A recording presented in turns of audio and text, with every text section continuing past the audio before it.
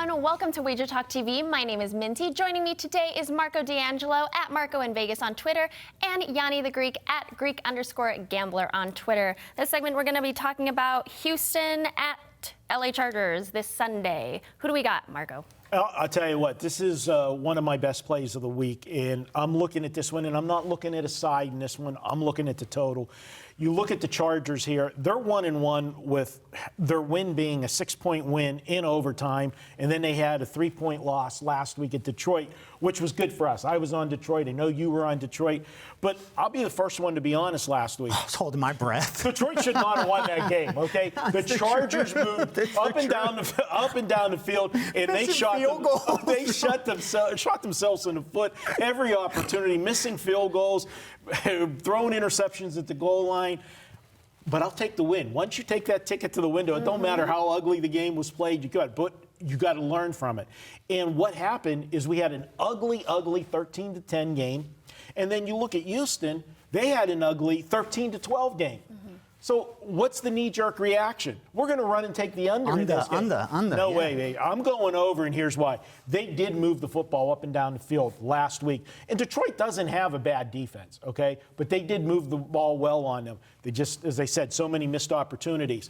The week before against the Colts, they put 30 up on the Colts. Yeah, they had to go into overtime, but if you remember, they were about to put that game away against the Colts when that guy made the incredible one-handed interception in the end zone, saved it, which I had Indianapolis that way. I've been blessed with the Chargers because I got to win 2 weeks in a row going against them where maybe I shouldn't have deserved it. But you know what? We got the win. Last week, Houston played the tempo that they needed to play. That's all they had to do. Jacksonville had Minshew in there for his first NFL start. The game plan was very simple. And you know, Ace, how games play out. If a game starts out slow, so many times it just continues that way because you know the other team's not going to put up a lot of points. You're just playing not to lose the game instead of playing to win. Both of these teams have offenses that can score. And I suspect both defenses. Look at Houston, what they did. Last week, as I said, they faced the team with no offense in Jacksonville. The week before, the Saints put up 30 on them. I think you're going to see the Chargers put 30 up again this week as well. But I also going to see Houston be able to run the football. The Chargers have had trouble stopping the run this year. And when you run the football successfully, that opens up the passing lanes as well. I think you're going to see a shootout in L.A. And look at it. I got through the video without calling them the San Diego Chargers. It's the L.A. Chargers. You know I'm on the right side when I don't do that. I'm taking this one. I'm all over. You're looking at a total of 47.5. If you didn't have last week's two really misleading final scores, low-scoring games, this game would be a 49 or a 50. I'm taking it over. I'm projecting 58 points in this game. It makes sense because at first that was my initial look. And for this video, I was even going to lean under. I haven't placed a bet on this game, but I made the total around 46.5. Not enough edge for me to go and lay 11 to win 10. If they have 48 and I have 46.5, I'm not going to make that bet. Again, you don't want to lay 11 to 10 when you're flipping coins. You're going to lose long-term regardless of that outcome. So for me, it was a pass. But what Marco said makes perfect sense. Because what I was reading into is how successful both teams have been running the football. And if you run the football, you're probably going to chew up some clock.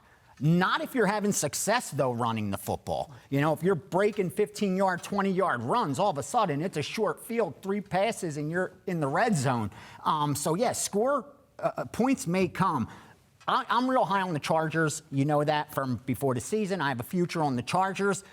I wanted to bet them in this position because Houston, I don't know what they're about yet. I mean, their margin of winning and losing is within 3 points. So they could be 0-2, 2-0, or 1-1 where they're at. It's hard to gauge.